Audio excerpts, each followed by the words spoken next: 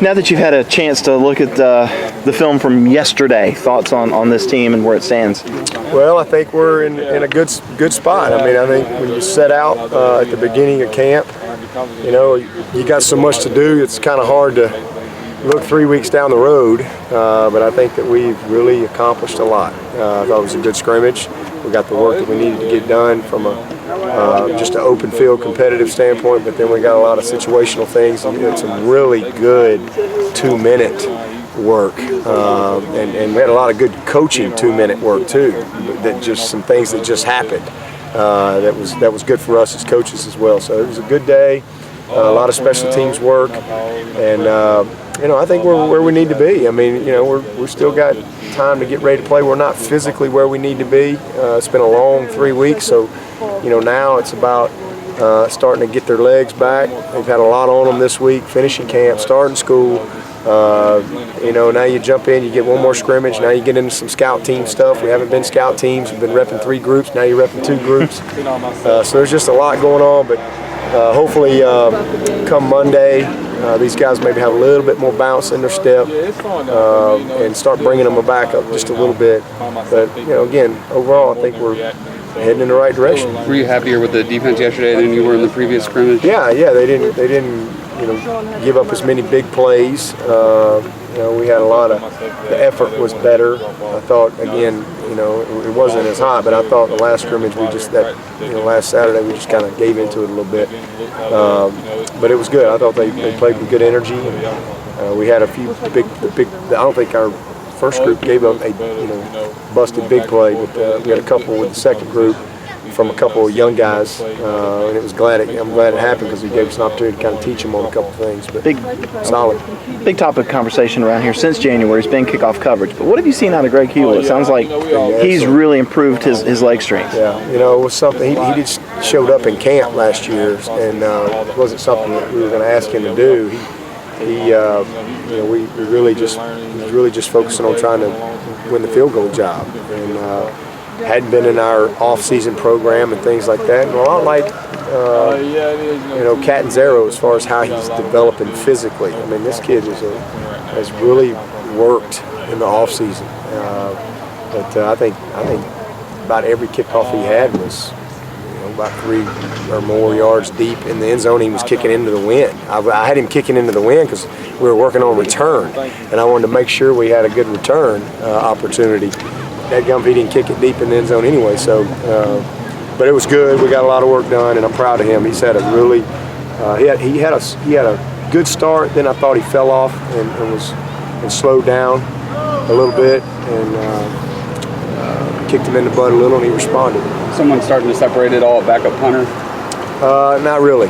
You know, they're all kind of just have their good days and their bad days. They're kind of lumped right there together. So that's the decision we'll probably just hang on to until we get a little closer and decide who we're going to put on the bus. Any redshirting decisions? Yeah, we've made a few, and then some other guys are definitely going to play, and then still got a few guys that, you know, when I say on the bubble, we're going to just probably try to keep getting them ready and just wait and see, you know, and if we can hold them, great. If not, we'll have to play them. So, but a lot dictates that. There's a lot, as y'all know, there's a lot that can happen the first 2 or 3 games of the season.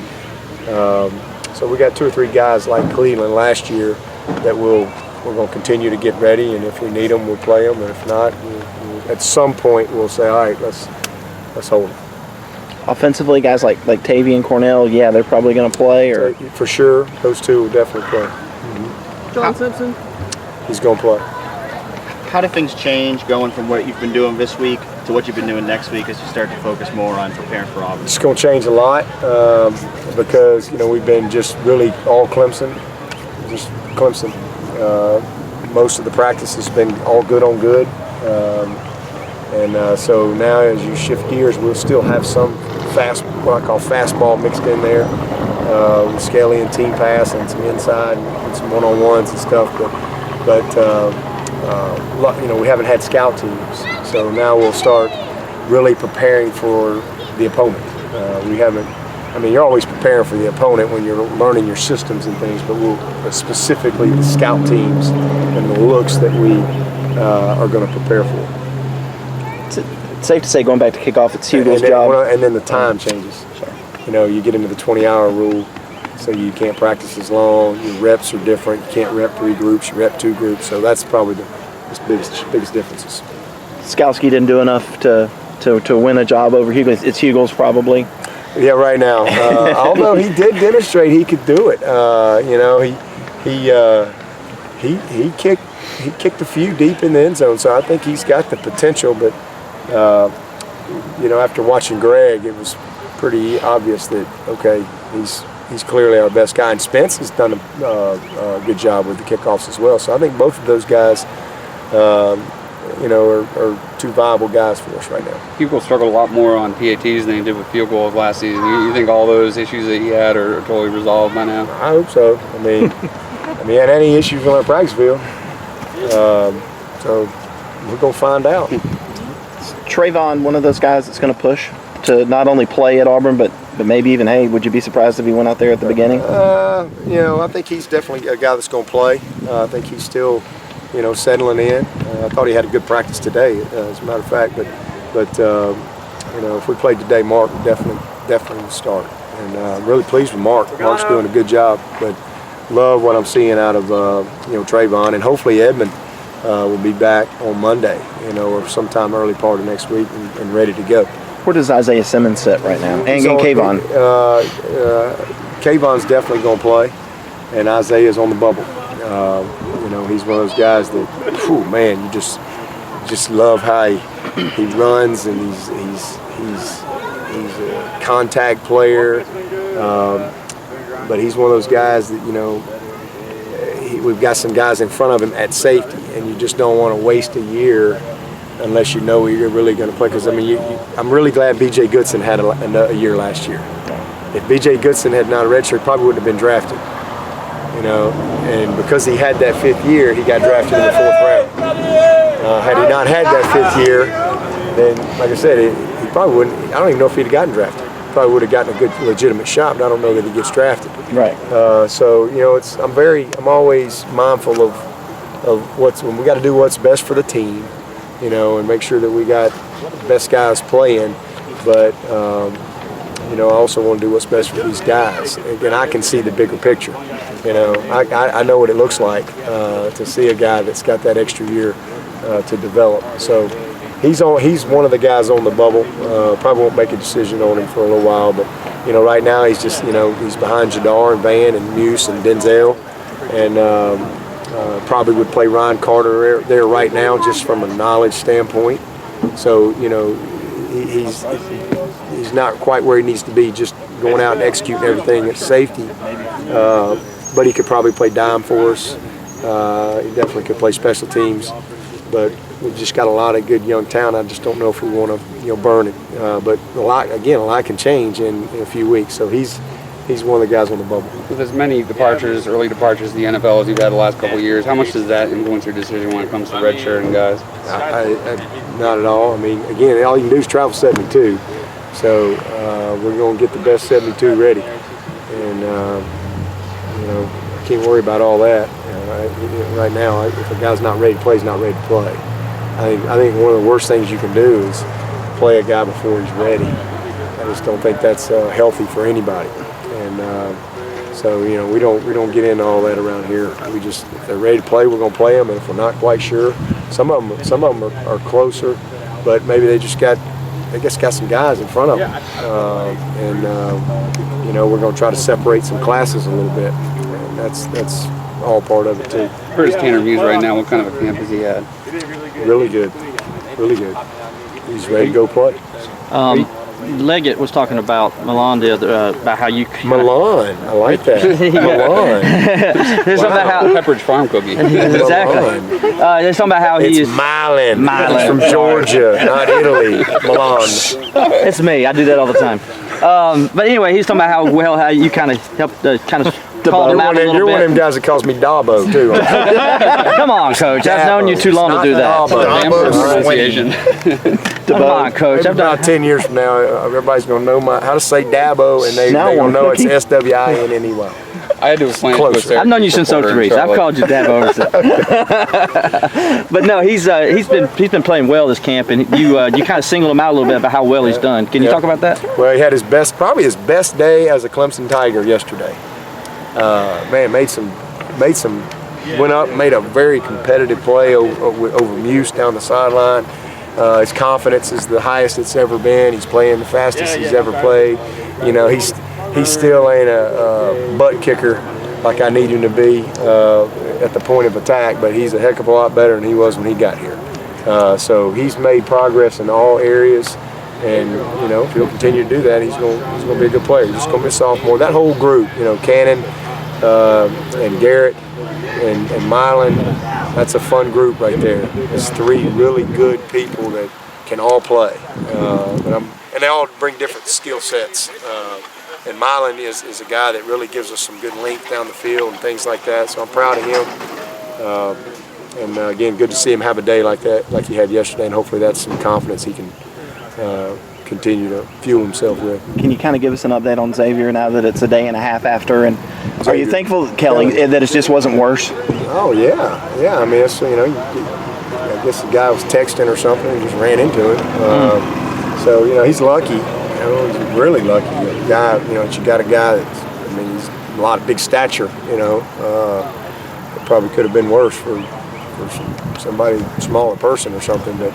Yeah, he's lucky. You know, he's got some stitches in his toe, but you know, hopefully he'll be back rolling Monday and Tuesday. But he's very, very fortunate. Coach Venables told us we might see you enforce a helmet rule with those scooters. Is that a possibility going forward? I need some help from the state. It's the dadgummest thing I've ever seen in my life. You know, we allow people to go 80 miles an hour up an interstate with no helmet. You know, we got a seatbelt law, but no helmets. I've never understood that. South Carolina and Florida, I mean, even in Alabama, we wear helmets. It just blows my mind. But you know, I mean, these aren't little boys. You know, if they're gonna ride their mopeds, and again, he wasn't doing anything. I mean, it wasn't his fault. But had he had a helmet on, he wouldn't have gotten busted in the head, in the back of the head. He had a helmet on, and, you know, cut back there. But he's lucky. And yeah, but I ride mopeds. I ride them all the time. Y'all heard me say that. But I wear a helmet. Got a visor. Got a little sunglass thing comes down. I don't understand that. But Where do things stand at backup quarterback?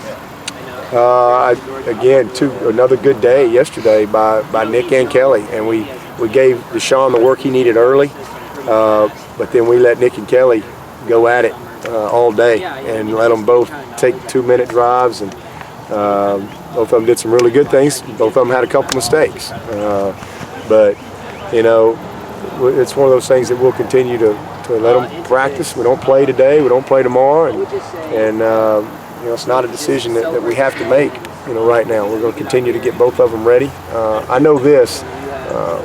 I feel like we can win with both those guys. And then one of the things about Kelly that is harder on him is just his ability to create. I mean, he's gifted in that regard. And so, you know, that part of his game is harder to show up when you're having quick whistles and things like that. Some of those sacks wouldn't be sacks. But he's had an excellent camp. I mean, a great camp. I thought he started a little slow and then just took off.